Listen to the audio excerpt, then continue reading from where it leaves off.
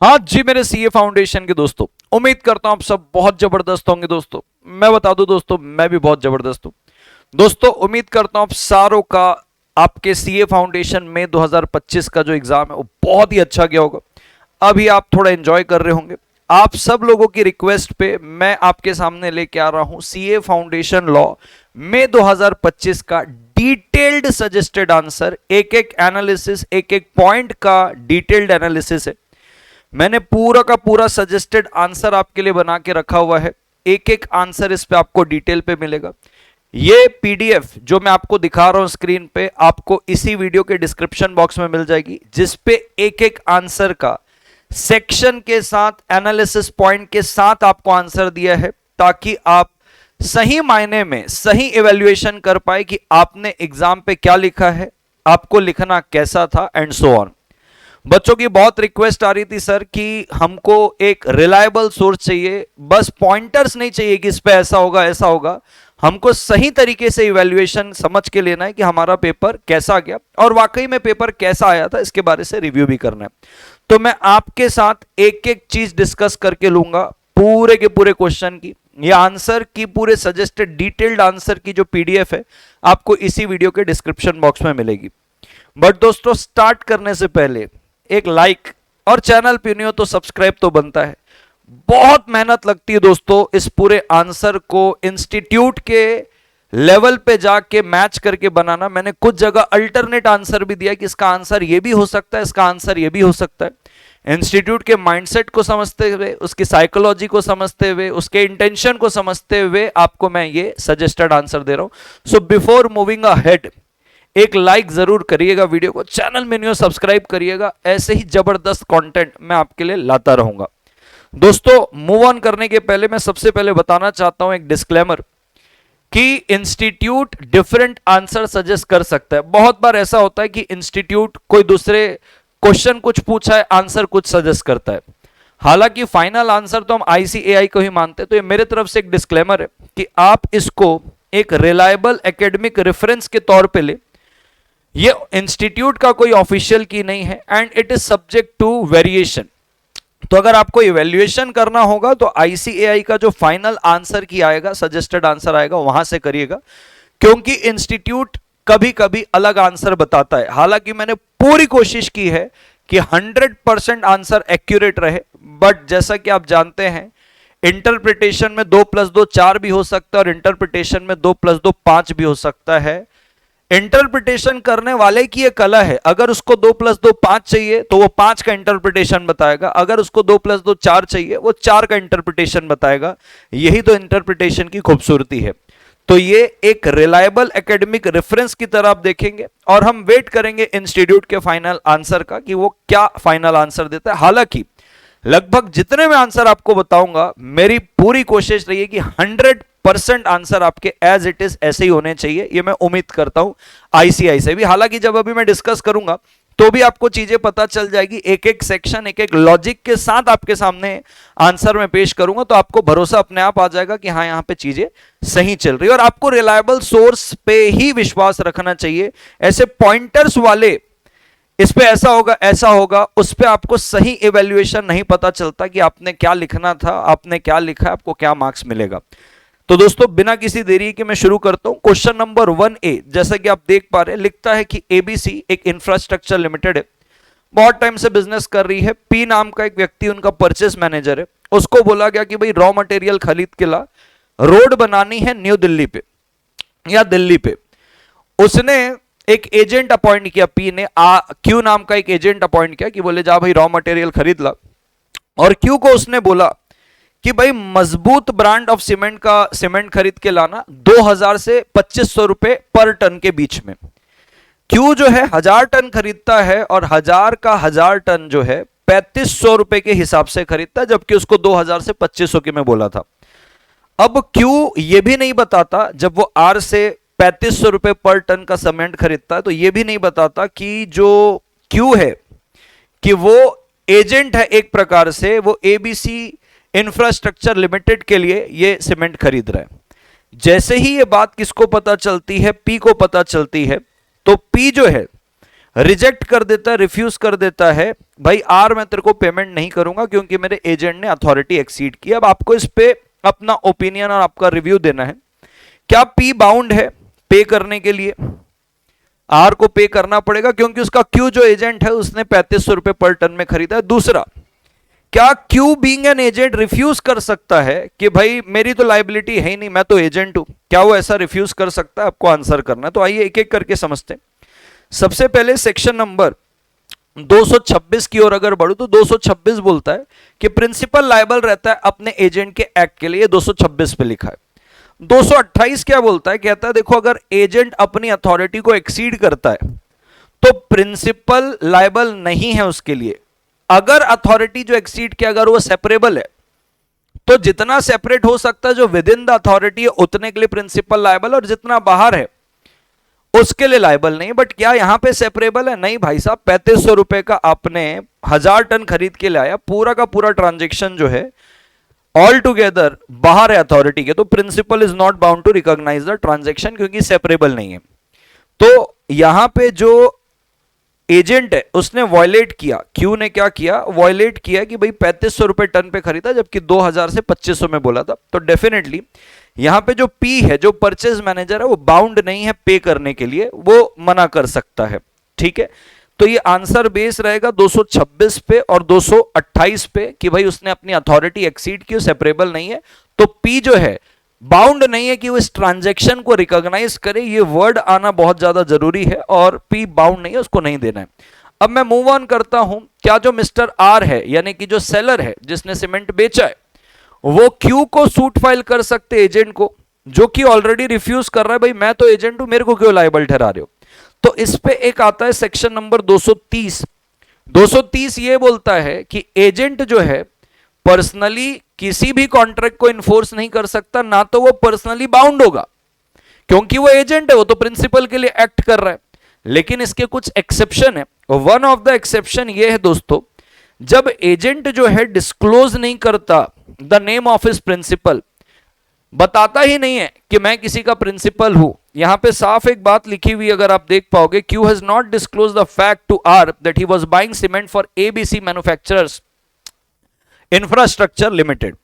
तो क्वेश्चन साफ बता रहा है कि नहीं बताया। तो 230 में तो बोलता है कि भाई वैसे तो वो पर्सनली ना बाउंड होता ना तो इन्फोर्स कर पाएगा, लेकिन उसका एक एक्सेप्शन है कि अगर वो नहीं बताता कि वो किसका एजेंट है तो उस परिस्थिति में वो प्रिज्यूम किया जाता है कि खुद को लायबल ठहराने के लिए अंडरटेक कर रहा है।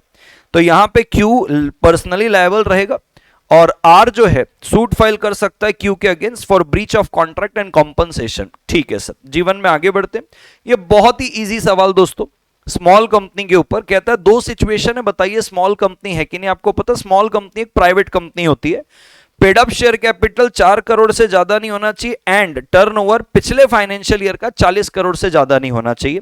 साफ लिखा है अदर देन पब्लिक कंपनी होगी। तो अब देखो ऊपर बोल रहा है STS private limited, turnover 10 crore है और पेड अप शेयर कैपिटल कितना है 1 करोड़ का। लेकिन एक डेटा देता है कि ये देखो 1 लाख इक्विटी शेयर है 100 रुपए का, इस पे 60,000 इक्विटी शेयर तो यूवी इंफ्राटेक प्राइवेट लिमिटेड रखा है, यानी कि सर यूवी इंफ्राटेक होल्डिंग हो गई, STS सब्सिडरी हो गई।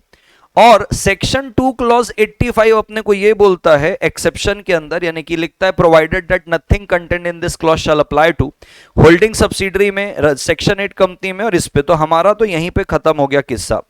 भाई STS आप भले प्राइवेट कंपनी हो, आप पब्लिक नहीं हो, आप क्राइटेरिया भी पूरा कर रहे हो, पेड अप शेयर कैपिटल आपका 1 करोड़ है, टर्नओवर आपका 10 करोड़ है, बट आप एक्चुअल में बन गए सब्सिडरी, ये होल्डिंग है, आप स्मॉल कंपनी नहीं कहलाओगे। दूसरा ZX लिमिटेड है, अरे भाई लिमिटेड मतलब पब्लिक कंपनी है, भले तुम्हारा paid up share capital 3 crore turn, तुम क्राइटेरिया पूरा कर रहे हो, तुम थ्रेशोल्ड पूरा कर रहे हो, बट आप पब्लिक कंपनी हो ना भाई, प्राइवेट होना चाहिए।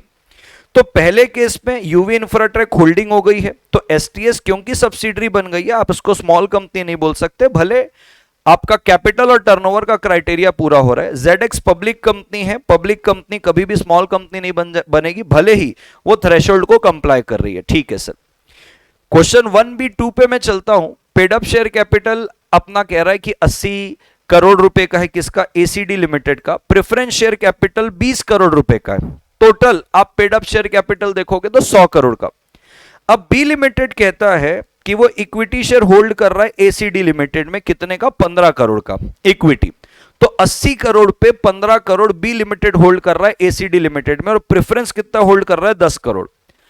अब आपको बोल रहा है बताओ इनको एसोसिएट बोलेंगे क्या? आप खुद जानते हैं दोस्तों, एसोसिएट के लिए सिग्निफिकेंट इन्फ्लुएंस के हिसाब से at least not less than 20% of the total voting power होना चाहिए। और वोटिंग हमेशा, वोटिंग किससे आता है, इक्विटी से आता है। देयर आर सर्कमस्टेंसेस जहां पे प्रेफरेंस को वोटिंग मिलती है, बट वो कुछ स्पेसिफिक सर्टन सिचुएशन है।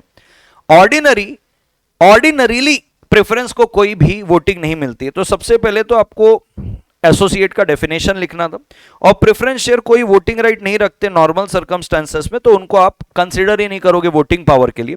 अब अगर आप देखोगे 80 करोड़ में 15 करोड़ रखा हुआ है, कौन 15 करोड़ रखा हुआ है, बी लिमिटेड। कितना हुआ, 18.75 हुआ।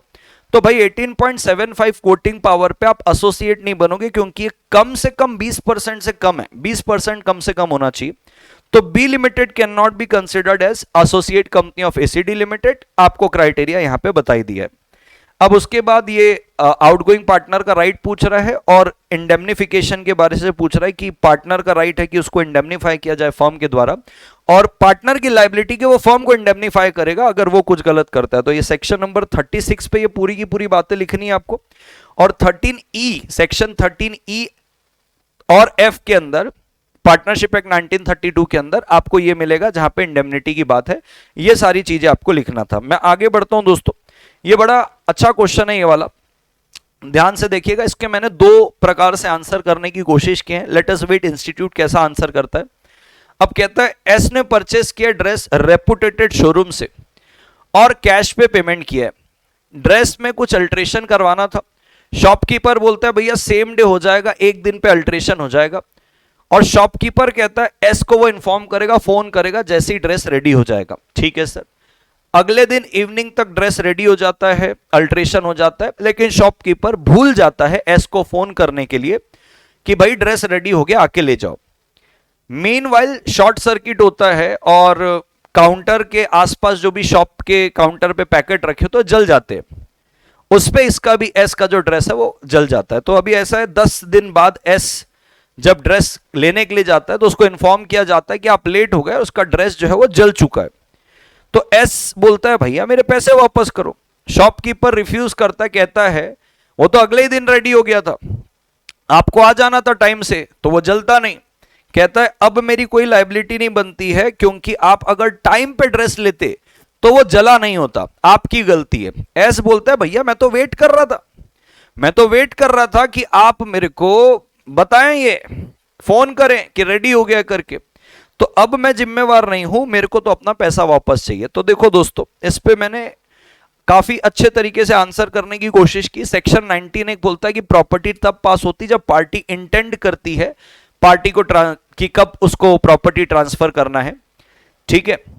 सेक्शन 21 बोलता है अगर स्पेसिफिक गुड्स है उसको डिलीवरेबल स्टेट में लाना है। क्यों? अल्ट्रेशन करना था उस पर। तो कहता है सेलर पहले उसको डिलीवरेबल स्टेट में लाने के लिए कुछ हरकत करेगा। ठीक है। और उसके बाद प्रॉपर्टी तब तक पास नहीं होगी जब तक वो डिलीवरेबल स्टेट में नहीं आ जाता, वो एक्ट करके और बायर को नोटिस नहीं दे देता। ये 21 बोलता है। साथ साथ में 26 भी मैंने यहां पे जोड़ा है। 26 बोलता है देखो रिस्क प्राइमा फेसी पास किसके साथ होता है? प्रॉपर्टी के साथ। प्रॉपर्टी पास हुआ, रिस्क पास हुआ।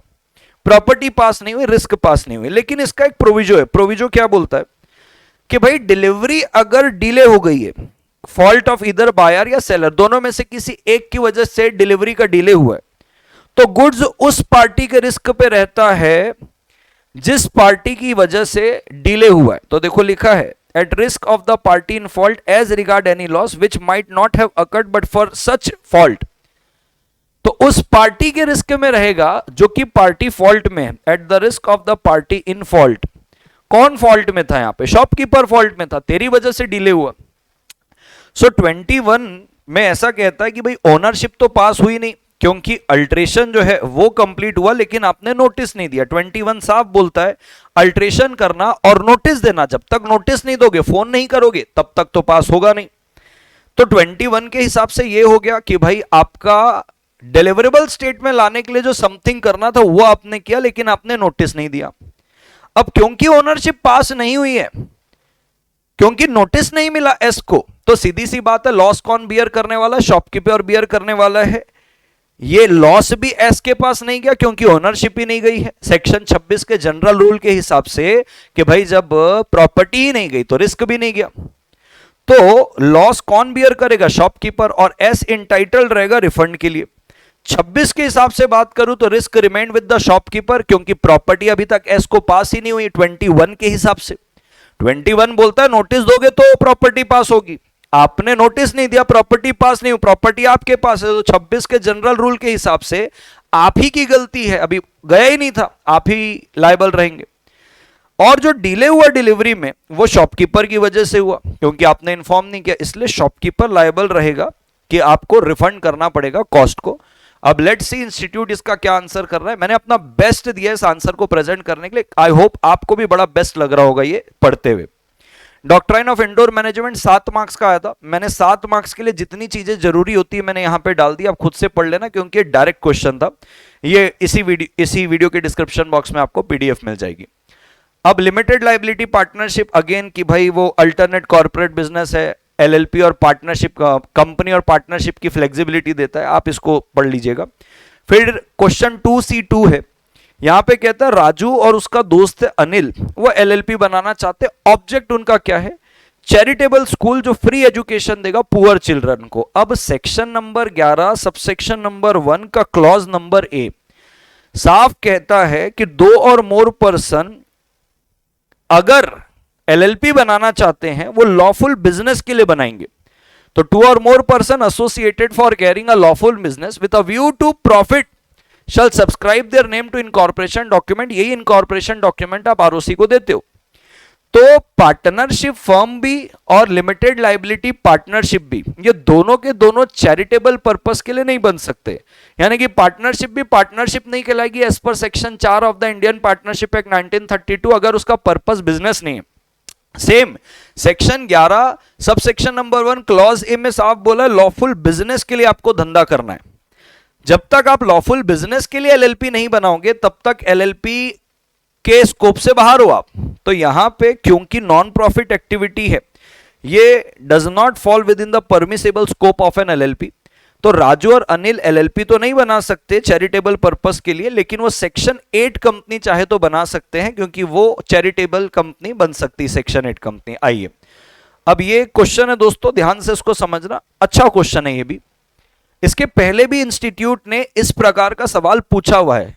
ये नोवेशन से संबंध रखता है कि जो नया पार्टनर आ रहा है क्या वो फर्म के एग्जिस्टिंग डेट की वजह से एग्जिस्टिंग डेट में लायबल रहेगा क्या। तो आइए देखते हैं। एवीसीएन कंपनी है, रिनाउंड पार्टनरशिप है, टेक्सटाइल इंडस्ट्री में है, पिछले 20 साल से है।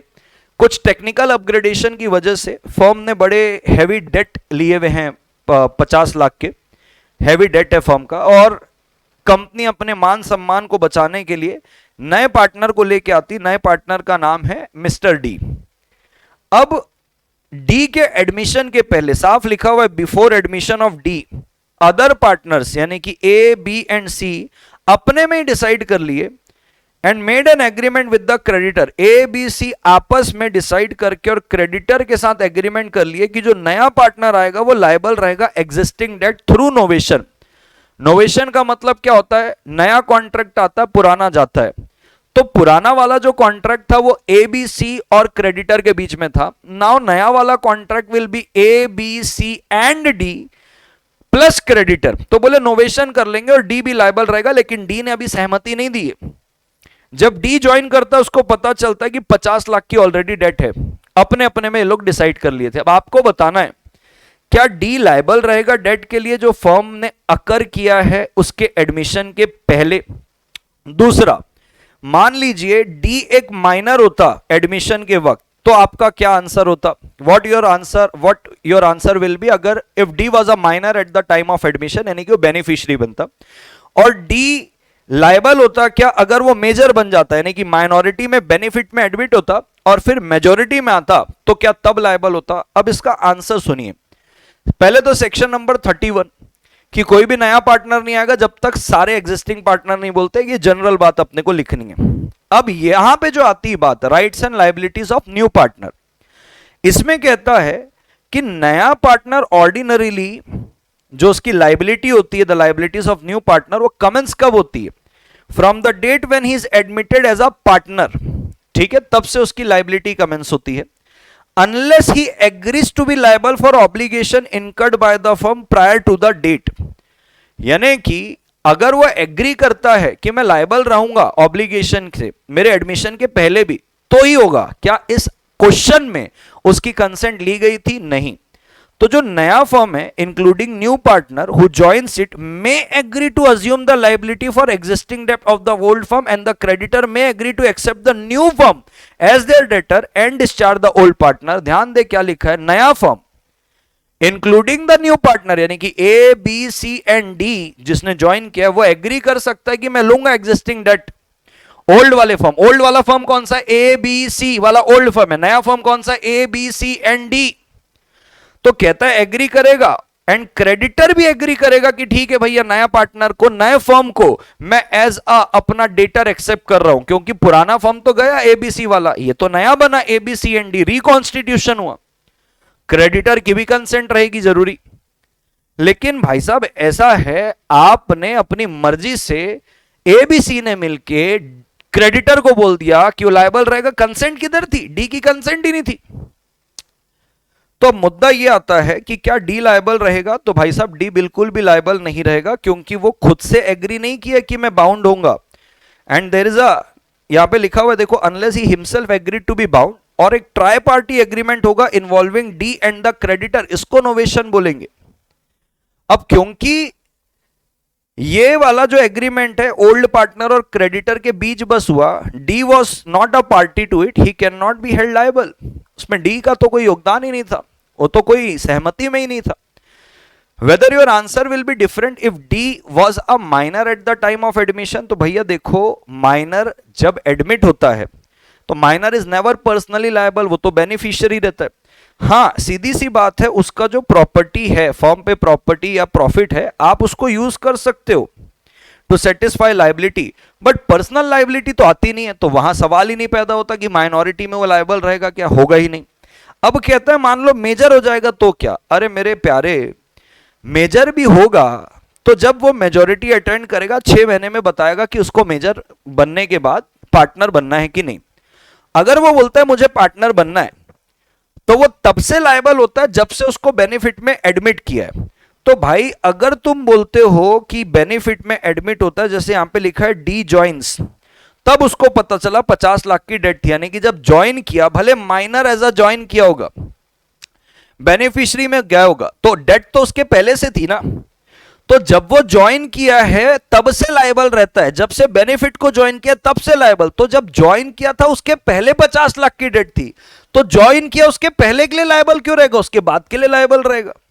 सो पॉइंट इज कि यहां पे भी देखो लिखता है वो लायबल होता है debt from the date of his initial admission to the benefit. जब बेनिफिट में एडमिट हुआ था उसके पहले से डेट था, but not for the debt incurred before that unless novation includes him attaining majority, यानी कि जब मेजर हुआ, नोवेशन करके आपने शामिल कर लिया उसके पुराने डेट में भी उसको, उसकी सहमति लेके ए बी सी और डी अब मेजर जब बना और पार्टनर बना, ये और क्रेडिटर, ये जब सब मिलके नोवेशन नहीं कर लेते, तब तक भले वो मेजर हो गया उसके बावजूद भी वो पिछले डेट के लिए लायबल नहीं रहेगा। बहुत बढ़िया सर।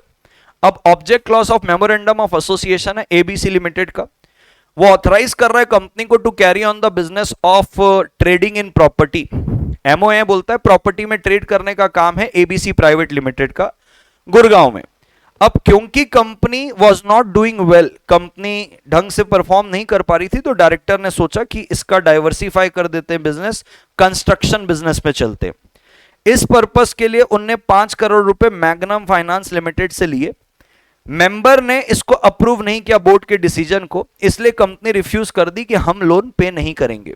अब आपको बताना है मैग्नम फाइनेंस लिमिटेड को क्या रिकोर्स अवेलेबल है कि वो अपने लोन को रिकवर कर पाए। सीधी सी बात है, अल्ट्रा वायरस ट्रांजैक्शन है। जब आप प्रॉपर्टी पे ट्रेड करने के लिए, यानी कि प्रॉपर्टी खरीदी बिक्री का आपका काम था और आप कंस्ट्रक्शन बिजनेस में चले गए और इस कंस्ट्रक्शन बिजनेस के लिए आपने 5 करोड़ लिया, that is ultra vires transaction.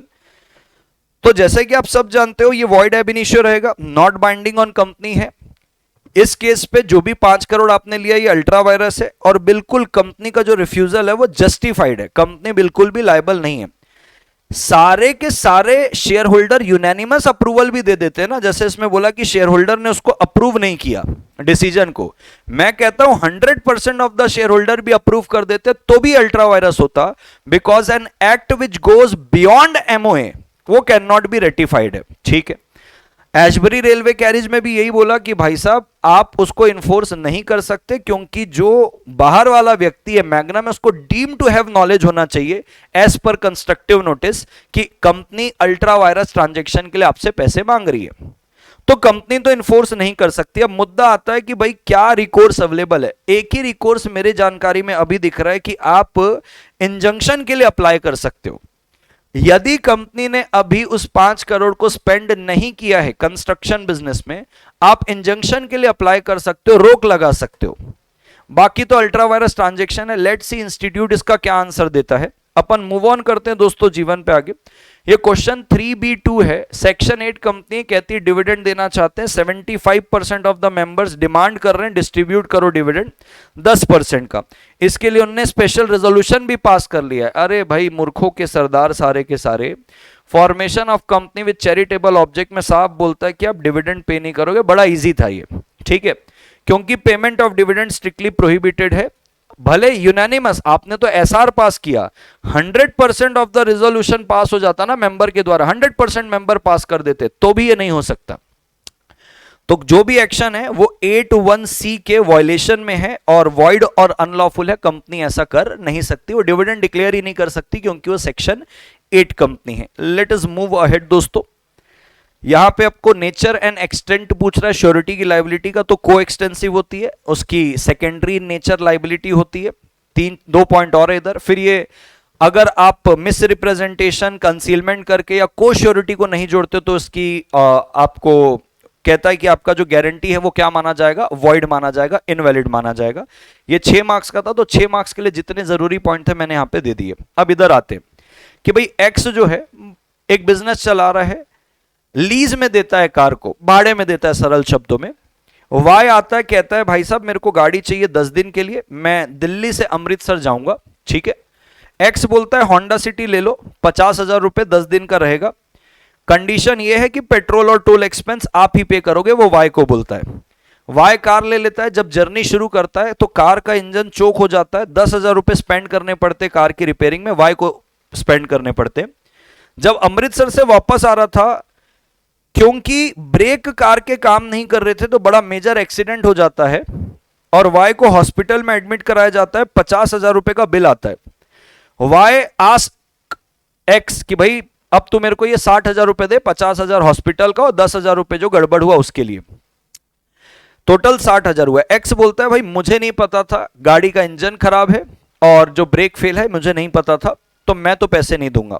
Y suit file करता है। अब आपको बताना है कि क्या 50,000 रुपए जो देना था एक्चुअल में, अब क्वेश्चन जिस हिसाब से बोल रहा है वो ये बोल रहा है कि एक बार जब आप कार वापस लाओगे तब शायद देना है पैसे, तो यहां पे यही लिखा है क्या वाई विथहोल्ड कर सकता है हायर चार्जेस, यानी कि वो उस समय पेमेंट नहीं किया है, तभी ये पूछ रहा है कि विथहोल्ड कर सकता है क्या, नहीं देगा पेमेंट 50,000 का तो चलेगा क्या, एक तो ये, और क्या एक्स लायबल होगा, क्योंकि वो बोल रहा है मुझे नहीं पता था ऐसा कुछ है।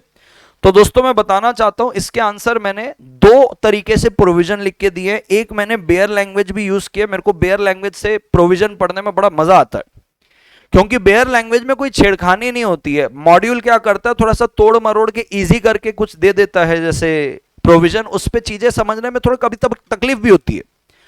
तो सबसे पहले तो मैं बेयर लैंग्वेज पढ़ना चाहता हूं। बेयर लैंग्वेज का सेक्शन नंबर 150, बेलर की ड्यूटी होती है कि आपको गुड्स में अगर कोई फॉल्ट है बताना पड़ता है। तो बेलर यहां पे कौन था भाई साहब, बेलर यहां पे था एक्स। एक्स तुम बाउंड हो कि आपको डिस्क्लोज करना है जो भी गुड्स में फॉल्ट है, of which the bailor is aware, अगर पता है तो, which materially interfere with the use of them, material यानी कि वाई के यूज करने में बहुत ज्यादा प्रभाव पड़ा, इंटरफेयर हुआ, चोक हो गया इंजन, टाइम वेस्ट हुआ, 10,000 रुपए देने पड़े। ब्रेक काम नहीं किया तो वो बेली को एक्स्ट्रा ऑर्डिनरी रिस्क में ले गया, एक्सीडेंट हो गया उसका। तो ऐसा कोई भी डिफेक्ट जो बेलर को पता है जो कि इंटरफेयर करेगा उसके यूज में, जैसे इंजन खराब हो गया तो इंटरफेयर ही हुआ, बेली को एक्सपोज कर दिया, एक्सीडेंट हो गया, ब्रेक काम नहीं करा। और अगर आप ये नहीं बताते हो तो आप रिस्पॉन्सिबल रहोगे डैमेजेस के लिए। ये 150 बोलता है। अब कहता है देखो, अगर गुड्स बिल्ड फॉर हायर है, क्योंकि ऊपर ये लिखा था कि अगर पता है तो, अगर अवेयर हो तो बताना है, लेकिन कहता है अगर आपने भाड़े से पे करके, गुड्स भाड़ा पे करके लिया, हायर करके लिया, तो बेलर इज रिस्पॉन्सिबल, भले तेरे को पता हो चाहे ना पता हो कि उस पे फॉल्ट है कि नहीं। यानी कि कोई चीज के लिए आप किराया चार्ज कर रहे हो, उसके बाद गुड्स दे रहे हो, तो आपको चाहे पता हो चाहे ना पता हो, आपको बताना पड़ेगा। तो ऊपर तो साफ लिख दिया कि भाई साहब इसका तो बिजनेस ही यही है, लीज में देता है, भाड़ा लेता है। इसी प्रकार से अगर आप जाओगे तो ग्रेचुअस बेलमेंट, यानी कि अगर आप किसी से पैसे कोई नहीं ले रहे हो तो तभी आपको बताना है डिफॉल्ट, जब आपको पता है। लेकिन बेलमेंट फॉर हायर है, आपको पता हो चाहे ना पता हो बताना पड़ेगा। तो अब यहां पे बेलमेंट फॉर हायर था तो एक्स लीगली बाउंड था कि उसको इंश्योर करना है कि वो रीजनेबली सेफ और फ्री फ्रॉम डिफेक्ट गाड़ी दे रहा है, भले तेरे को पता हो चाहे ना पता हो, तेरे को चेक करके देना है। तो क्या वाई विथहोल्ड कर सकता है 50,000? बिल्कुल वाई विथहोल्ड कर सकता है। दूसरा, क्या एक्स लायबल होगा? वो बोलता है मुझे नहीं पता था, सीधी सी बात है, अभी अपन ने पढ़ के लिया कि वो लायबल रहेगा, क्योंकि भाई साहब आपकी गलती हुई, क्योंकि आपने बेलमेंट फॉर हायर किया है। तो बेलमेंट फॉर हायर में आपको पता हो चाहे ना पता हो, आपको डिस्क्लोज करना पड़ता है, तो बिल्कुल एक्स लायबल रहेगा। ये बेयर लैंग्वेज का आंसर है। ये आपकी मॉड्यूल का है जो कहता है ग्रेचुअस बेलमेंट है तो आपको बताना तब है जब आपको पता है, जब आप अवेयर हो, और नॉन ग्रेचुअस बेलमेंट है तो आपको पता हो चाहे ना पता हो बताना पड़ेगा। मैंने दोनों प्रोविजन लिखे हुए हैं। ठीक है सर, आगे बढ़ते हैं। अब 4B है। अब 4B के भी मैं ना दो आंसर मैंने दिए हैं। कायदे से मुझे ऐसा लगता है कि मेरा आंसर सही है, बट मुझे यह भी पता है कि इंस्टीट्यूट कौन सा आंसर दे सकता है। मैं दोनों आंसर आपको बताता हूं। 4B1 की अगर मैं बात करूं, कहता है delivery of an instrument essential है, चाहे इंस्ट्रूमेंट बियरर को हो चाहे ऑर्डर को हो, पेबल टू बियरर हो चाहे ऑर्डर हो, आपको ये स्टेटमेंट को डिस्कस करना है। तो भैया सबसे पहले तो सेक्शन 14 का रेफरेंस आना चाहिए। कहता है promissory note, bills of exchange और चेक ट्रांसफर होता है to any person so as to constitute the person holder thereof the instrument is said to be negotiated. तो कहता है देखो भाई साहब, नेगोशिएशन कब होता है, ट्रांसफर कब होता है? जब आप इस इरादे से उसको ट्रांसफर कर रहे हो कि ट्रांसफरी क्या बन जाए, होल्डर। अब दो तरीके से नेगोशिएट होता है, यानी कि जो ट्रांसफर होता है उसको नेगोशिएबल इंस्ट्रूमेंट की भाषा में ट्रांसफर को नेगोशिएट बोलते हैं। एक नेगोशिएशन बाय डिलीवरी, अगर बियरर इंस्ट्रूमेंट है आपने डिलीवरी कर दी, वो नेगोशिएट हो जाता है, ट्रांसफर हो जाता है। तो भैया फिजिकल डिलीवरी आपने दे दी, हो गया, कोई इंडोर्समेंट की जरूरत नहीं है, बट डिलीवरी तो लगी रही है। 48 बोलता है negotiation by endorsement and delivery, यानी कि जब ऑर्डर इंस्ट्रूमेंट है, ऑर्डर इंस्ट्रूमेंट है तो आप पहले इंडोर्स करते हो कि इंडोर्स टू फलाना, फिर आप उसकी डिलीवरी करते हो, ये जरूरी है। दोनों ही केस पे delivery is a mandatory element to effect the negotiation. तो ये जो स्टेटमेंट दी गई है कि रिगार्डलेस ऑफ द इंस्ट्रूमेंट, चाहे वो पेबल टू बियरर हो चाहे पेबल टू ऑर्डर हो, यानी कि नेगोशिएशन चाहे बाय डिलीवरी हो चाहे negotiation by endorsement and delivery हो, ये स्टेटमेंट सही है। क्या सही है? कि भाई आपको डिलीवरी तो करनी पड़ेगी, इंस्ट्रूमेंट कोई सा भी हो, डिलीवरी इंपॉर्टेंट है। अब क्वेश्चन तो बड़ा क्लियर पूछा, delivery of an instrument is essential, चाहे पेबल टू बियरर हो चाहे ऑर्डर हो, नेगोशिएशन करना है अगर तो डिलीवरी तो करनी पड़ेगी। तो भाई सीधी सी बात है, डिलीवरी करनी पड़ेगी, चाहे ऑर्डर इंस्ट्रूमेंट हो चाहे बियरर इंस्ट्रूमेंट हो। अब इंस्टीट्यूट जो आंसर दे सकता है वो ये है, इसमें वो आपको टाइप्स ऑफ डिलीवरी बता देगा। टाइप्स ऑफ डिलीवरी का मतलब भाई, एक होती है आपकी एक्चुअल डिलीवरी, एक होती है कंस्ट्रक्टिव डिलीवरी, बराबर है।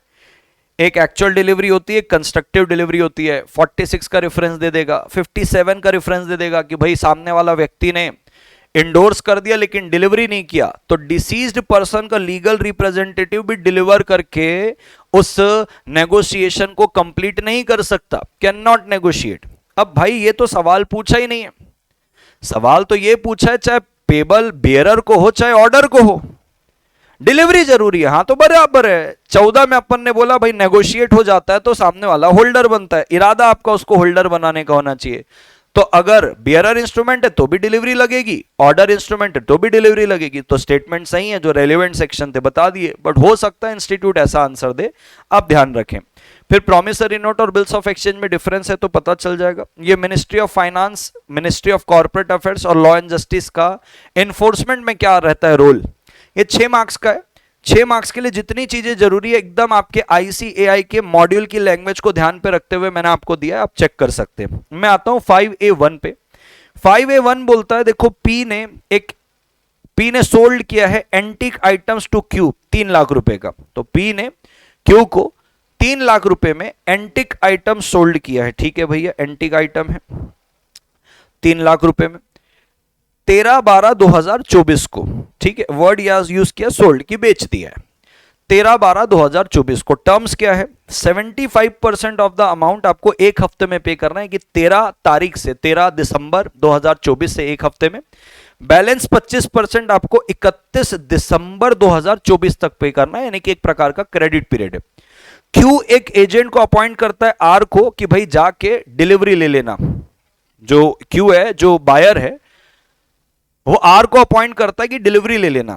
अब क्यू ट्रांसफर करता है 2,80,000 रुपए एनईएफटी करके 18 तारीख को। एक हफ्ते में पहला इंस्टॉलमेंट देना था तो 13 तारीख को था, उसने 18 को कर दिया, जो कि क्रेडिट हो जाता है पी के अकाउंट में on the same date credit हो जाता है।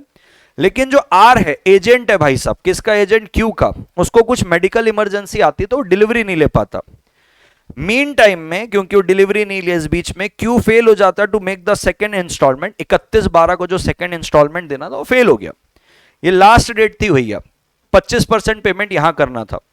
अब 10 तारीख को, 10 जनवरी 2025 को क्यू का एजेंट डिलीवरी लेने जाता है गुड्स की, लेकिन पी उसको रिफ्यूज कर देता है, कहता है मैं लीन एक्सरसाइज कर रहा हूं गुड्स पे, मैं गुड्स पे लीन एक्सरसाइज कर रहा हूं क्योंकि तुमने पैसे नहीं दिए। अब आपको ये बताना है क्या पी सही कर रहा है, मात्र 20,000 रुपए बचे फिर भी लीन एक्सरसाइज कर लिया। तो 47(1) कहता है कि सेलर के पास लीन का राइट होता है कब, अगर अनपेड सेलर है क्योंकि पैसे नहीं मिले, पोजीशन में है गुड्स के, is entitled to retain the possession until the payment or tender of price in the following cases. अगर अनपेड सेलर के पास पोजीशन है तो पोजीशन तो है ही है भाई, क्योंकि डिलीवरी तो हुआ ही नहीं। तो कहता है जब गुड्स आपने क्रेडिट में दिया but the credit period has expired. क्या क्रेडिट में दिया था, हाँ दिया था भाई सब, देखो 2 इंस्टॉलमेंट थे, पहला पेमेंट करना था 13 तारीख से एक हफ्ते में, दूसरा पेमेंट करना था 31 दिसंबर को। तो भाई क्रेडिट में तो था, लेकिन क्रेडिट पीरियड एक्सपायर हो गया है और अभी तक आपको प्राइस नहीं मिला है, तो आप तो भाई बिल्कुल लीन कर सकते हो। तो क्रेडिट ऐसा था कि देखो 75% पे करना था एक हफ्ते में, 25% करना था 31/12 में। क्लियरली मींस क्रेडिट दिया गया 31/12 का, ठीक है। क्रेडिट टर्म एक्सपायर्ड हुआ, क्यू ने सिर्फ 2,80,000 पे किए, 20,000 अभी भी अनपेड है, ये एक्सपायर्ड हो गया क्रेडिट पीरियड 31/12 को। बायर फेल हो गया to pay the remaining amount on time, तो क्रेडिट पीरियड था वो एक्सपायर हो गया। इससे section 47 sub section number 1 clause B invoke होता है, कहता है the goods have been sold on credit but the term of credit has expired, जो ये वाली बात है 47(1)(b), बराबर है क्या। So position was still with the seller, अभी तक पोजीशन सेलर के पास है क्योंकि वो जो उसका एजेंट है, ये जो एजेंट है अभी तक तो गया ही नहीं था लेने के लिए, बाद में गया 10 तारीख को, अगर आप देख पाएंगे 10 जनवरी 2025। So Q's agent had not taken the delivery due to medical emergency, so the goods were still in possession when Q defaulted. तो बस based on the above provision, P बिल्कुल justified है, P's refusal to deliver the goods on thus was lawful and void. भले 20,000 हो चाहे 2 लाख रुपए हो, justified है क्योंकि भाई जितना भी पैसा बचा रहेगा वो तो हमको लेना ही है। अब ये ऑक्शन के ऊपर एक सवाल है कि ऑक्शन हुई दिल्ली पे और सारे बिडर्स को बताया गया कि सेल कब कंप्लीट होगी। बोले सेल कंप्लीट होगी जैसी फॉल ऑफ हैमर होगा, ऑक्शनर फॉल ऑफ हैमर करेगा टेबल में और वो अनाउंस करेगा कि that you are the highest bidder. तो fall of hammer plus announce that you are the highest bidder.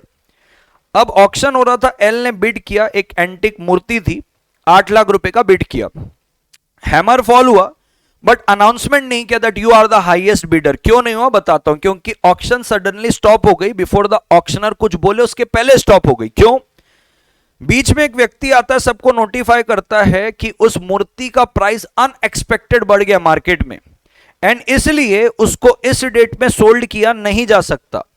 L कहता है भाई ऑक्शनर तुमको मूर्ति देनी पड़ेगी क्योंकि मैंने एक बार बिड किया हाईएस्ट प्राइस, आपने हैमर गिराया, ऑक्शन वहीं पे कंप्लीट हो गया। इसने बिड किया, किसने बिड किया? एल ने बिड किया, हैमर गिरा, बोले कंप्लीट हो गया। तो ऑक्शनर आपके ऊपर कॉन्ट्रेक्चुअल ऑब्लिगेशन लग गया। ऑक्शनर डिसएग्री करता है, बोले ऐसा कुछ भी नहीं हुआ, आपको डिसाइड करने बोल रहा है। तो देखो दोस्तों, सेक्शन नंबर 64 सबसेक्शन नंबर 2 बोलता है जब भी ऑक्शन से सेल होती है तो सेल कंप्लीट कब होती है? बोले पहली बात तो ऑक्शनर अनाउंस करता है इसका completion by fall of hammer. Fall of hammer हुआ और बोलेगा हाँ भाई कंप्लीट हो गई सेल। तो पहला तो ये बोलता है कि फॉल ऑफ हैमर के साथ साथ अनाउंसमेंट होगा, या तो लिखता है एनी अदर कस्टमरी मैनर, कोई और तरीके से भी कर सकते हो। Until such announcement is made, the bidder may retract his bid। जब तक ये अनाउंसमेंट नहीं होता कि भाई आपने फॉल ऑफ हैमर किया और आपने अनाउंस किया कि भाई सेल कंप्लीट हो गई, उसके पहले आप रिट्रैक्ट कर सकते हो, वापस ले सकते हो अपनी बिड। तो दो एलिमेंट जरूरी है, फॉल ऑफ हैमर और अनाउंसमेंट बाय द ऑक्शनर। इस केस में सबको बताया गया था कि भाई हमारे इधर सेल कब कंप्लीट होगी, हैमर फॉल होगा और ऑक्शनर बोलेगा you are the highest bidder. यानी कि सर मोटा मोटा देखा जाए तो ये लोग अपना एक कस्टमरी एक्ट कर रहे हैं। ये कानून के अंदर जो बोला है ना कि फॉल ऑफ हैमर होगा और अनाउंसमेंट होगा कि सेल कंप्लीट हुई, ये उसकी जगह बोल रहे हैं फॉल ऑफ हैमर होगा और बोलेंगे you are the highest bidder, तब कंप्लीट होगा। अब इस केस में हैमर फॉल हुआ बट कोई अनाउंसमेंट नहीं गई क्योंकि सडन स्टॉप हो गया ऑक्शन, तो कंडीशन तो पूरी नहीं हुई। तो further the auctioneer can legally withdraw, auctioneer जो है वो विड्रॉ कर सकता है क्योंकि सेल तो कंप्लीट हुई नहीं। Since the announcement was not made, कोई भी क्लियरली बात हुई नहीं, तो एल का जो कंटेंशन है वो वैलिड नहीं है। क्यों? क्योंकि कोई बाइंडिंग कॉन्ट्रैक्ट आया ही नहीं, क्योंकि उसने you are the highest bidder नहीं बोला, कस्टमरी एक्ट नहीं हुआ, तो कोई लीगल ऑब्लिगेशन नहीं है। लेट्स सी इंस्टीट्यूट इसका क्या आंसर देती है, बट लॉजिकली आपने जो मेरा आंसर देखा, मैंने काफी कोशिश की कि मैं उसको जस्टिफाई कर पाऊं। ये पार्टनर को बता रहा है कि भाई कब पार्टनरशिप फर्म लायबल होती है, implied authority and so on. 7 marks का था आसपास ये, और 7 मार्क्स के लिए जितना जरूरी है मैंने आपके सामने पेश किया मॉड्यूल की चीजों को ध्यान पे रखते हुए। फिर यहाँ पे जॉइंट प्रोमिसर और प्रोमिसी का था 4 मार्क्स का, मैंने सारे सेक्शन यहाँ पे आपको बता के लिए कि क्या क्या उस पर आप लिख सकते हो। फिर कोअर्जन की बात है दोस्तों, तो कोअर्जन में कहता है इफेक्ट बताओ कोअर्जन की, तो वॉइडेबल होगा। जो पैसा आपने लिया है, कोअर्जन हुआ था, तो जो एग्रीव्ड पार्टी उसको वापस करना पड़ेगा क्योंकि वो उसको वॉइड बना रहा है, वॉइडेबल एट द ऑप्शन। और क्या threat to commit suicide coercion है? तो मैं बताना चाहता हूं आईपीसी के अंदर थ्रेट टू कमिट सुसाइड जो है या सुसाइड भी जो है वो फॉरबिडन नहीं है, तो ऐसा तो नहीं है। अब यहां पे लिखता है सेक्शन 15 डिक्लेयर कर देता है कि कमिटिंग और थ्रेटनिंग टू कमिट, डिक्लेयर कहां से डिक्लेयर कर देगा? सेक्शन 15, सेक्शन 15 तो बन चुका है। तो मैं बताना चाहता हूं दोस्तों, एक केस लॉ है, आपने अपनी मॉड्यूल पे भी देखा होगा, मॉड्यूल पे शायद केस लॉ का नाम है कि नहीं आई डोंट नो, कि वैसे केस लॉ के अंदर ये बात बोली है कि भाई देखो वैसे तो थ्रेट टू कमिट सुसाइड और सुसाइड दोनों ही आईपीसी में फॉरबिडन नहीं है, बट मुद्दा ये है, इसका ये भी मतलब नहीं है कि सुसाइड और threat to commit suicide permissible है। तो आईपीसी में तो कहीं पे भी फॉरबिडन नहीं है, वो एक केस लॉ है, एक जजमेंट है जहां पे जज ने बोला इसको डीम टू बी फॉरबिडन मानना है। तो मॉड्यूल के अंदर उसको ये बोल दिया कि सेक्शन 15 उसको डिक्लेयर करता है कि आप थ्रेट टू कमिट भी करोगे तो उसको मान लेना कोअर्जन है। कोई सेक्शन 15 ने डिक्लेयर नहीं किया, जजमेंट से आया, बट क्योंकि आपकी मॉड्यूल कह रही कि उसने डिक्लेयर कर दिया तो मैंने भी वही लिखा है, इसलिए थ्रेट टू कमिट सुसाइड को कोअर्जन माना जाएगा, ठीक है। बट सेक्शन 15 ये डिक्लेयर नहीं कर रहा है, जजमेंट है, केस लॉ का जजमेंट है कि हाँ उसको deem to be forbidden by IPC मानना है। चलिए आते हैं इधर, राम है, राम ने सेकेंड हैंड कार खरीदी है अपने दोस्त रोहन से 5 लाख रुपए में 10 नवंबर 2022 को। 4 लाख रुपए इमीडिएटली पे कर दिया और 1 लाख रुपए का प्रॉमिस किया कि 1 साल पे पे कर दूंगा, लेकिन वो नहीं पे कर पाया। 1 साल पे पूरा दिसंबर 2023 तक आ गया, अभी तक कुछ पेमेंट नहीं हुआ। 5 जनवरी 2024 को राम को रिसीव होता है एक इन्विटेशन रोहन की वेडिंग का, कि भाई रोहन की शादी हो रही है, ठीक है सर। तो राम क्या करता है, शादी तो अटेंड नहीं कर पाता है, लेकिन एक चेक भेजता है 51,000 का, 51,000 का एज अ गिफ्ट, जो अपन बोलते हैं ना शगुन। रिसेप्शन में आपका दोस्त बैठा रहता है, उसकी शादी हो रही है, आप कुछ दे के आते हो। रोहन उस चेक को डिपॉजिट करता है, वो चेक वापस आ जाता है क्योंकि इनसफिशिएंट बैलेंस रहता है राम के अकाउंट में। अब रोहन जो है इसको कंसिडर कर रहा है ऑफेंस 138 में, बाउंसिंग ऑफ चेक वाली बात आ गई। आपको बोलता है बताओ राम लायबल रहेगा क्या?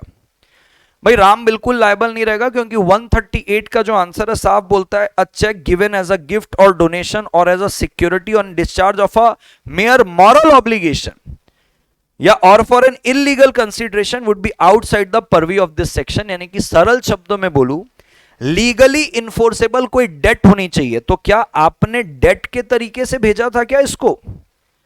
आपने कोई अपना डेट पे ऑफ करने के लिए नहीं भेजा था। माना क्वेश्चन में बोला है आपने 4 लाख जो है पे कर दिया, 1 लाख बचा था, बट वो 1 लाख का अपना डेट पे नहीं कर रहा था जो कार खरीदा था। यहां पे साफ लिखा है एज अ गिफ्ट भेजा, गिफ्ट। तो जो चीज आप गिफ्ट के नजरिए से कर रहे हो, अगर वो बाउंस हो जाता है तो 138 नहीं लगता, लीगली इन्फोर्सेबल डेट होना चाहिए।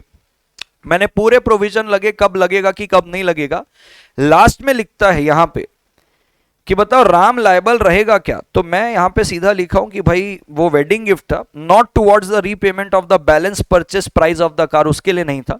Since the cheque was issued without any legal obligation or debt but as a voluntary gift, no liability arises under section 138। फिर दूसरा है कि क्या रोहन ने सही किया 138 का ऑफेंस मान के? रोहन ने भी गलत किया है, क्योंकि cheque was not issued to settle any legal debt, वो वॉलेंट्री था। तो even if the cheque bounce, section 138 attract नहीं होता, क्योंकि पहली कंडीशन ये है लीगली इन्फोर्सेबल डेट जो कि मिसिंग है। ठीक है सर। क्वेश्चन 6 वो कॉसी कॉन्ट्रैक्ट और रिस्पॉन्सिबिलिटी की बात कर रहा है, मैंने चीजें अच्छे से सजा दी है। Then pledge by mercantile agent or pledge by person voidable having possession under voidable contract, direct question है। और एक ये आता है कि भाई right of reservation of disposal or circumstances की कब उसको आप रिजर्व कर सकते हो। तो मैंने सारी चीज को, क्यों डायरेक्ट है वो सारी चीजें मैंने डायरेक्ट ही लिख दी, क्योंकि उस पर कुछ रॉकेट साइंस टेक्निकल नहीं था, तो आप उसको खुद पढ़ सकते हैं। एंड दैट्स ऑल दोस्तों, here I conclude my detailed analysis of CA foundation law May 2025 के पेपर का। उम्मीद करता हूं दोस्तों आपको बहुत ज्यादा वैल्यू एडिशन इसका हुआ होगा। चैनल पे नहीं हो सब्सक्राइब करते हुए जाइए, ऐसे ही जबरदस्त कंटेंट में देता रहता हूं। और कमेंट में बताते जाइए कि आपका कौन से आंसर पे आपको किधर कंफ्यूजन हुआ। That comment will help me also student का नजरिया जानने के लिए कि स्टूडेंट कौन से क्वेश्चन में कैसा सोच रहा है, और वो कमेंट बाकी स्टूडेंट को भी हेल्प आउट करेगा जो आपके अभी शायद जूनियर होंगे कि अरे अच्छा ऐसी गलती नहीं करनी है। And it will help in a community at large कि हाँ सबको पता चलेगा किसने क्या सोचा और कैसे बचना है इन चीजों से। मिल बांट के आगे बढ़ेंगे दोस्तों। Thank you so much to all of you, आप इस लास्ट तक इस वीडियो में बने रहे। मिलते हैं दोस्तों इंटरमीडिएट में। मैं उम्मीद करता हूं आपका फाउंडेशन बहुत अच्छे ब्राइट कलर से आप क्लियर करें, और इंटरमीडिएट में ऐसे ही युद्ध स्तर पे हम इंटरमीडिएट को भी क्लियर करें। This side CS Arjun Chhabra signing off until we meet again, bye bye.